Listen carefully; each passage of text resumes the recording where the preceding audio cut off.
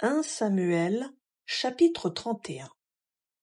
Victoire des Philistins, mort de Saül et de ses fils. Les Philistins livraient bataille à Israël.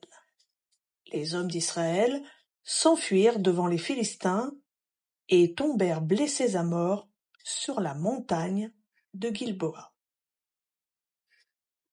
Les Philistins serrèrent de près Saül et ses fils. Ils tuèrent Jonathan, Abinadab et Malki-Choua, fils de Saül. Le poids du combat porta sur Saül. Les archers le découvrirent et il trembla fort devant eux.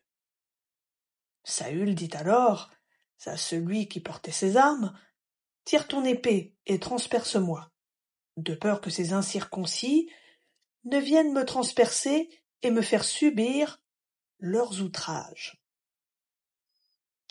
Celui qui portait ses armes ne voulut pas, car il était saisi d'une grande crainte. Alors Saül prit l'épée et se jeta dessus. Celui qui portait les armes de Saül, le voyant mort, se jeta aussi sur son épée et mourut avec lui. Ainsi moururent en même temps, dans cette journée, Saül et ses 3 fils, celui qui portait ses armes et tous ses hommes.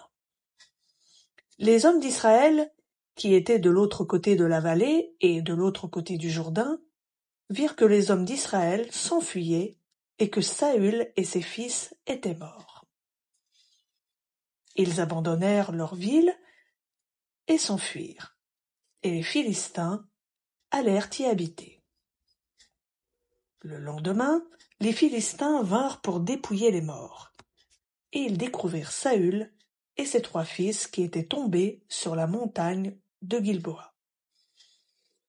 Ils coupèrent la tête de Saül et le dépouillèrent de ses armes.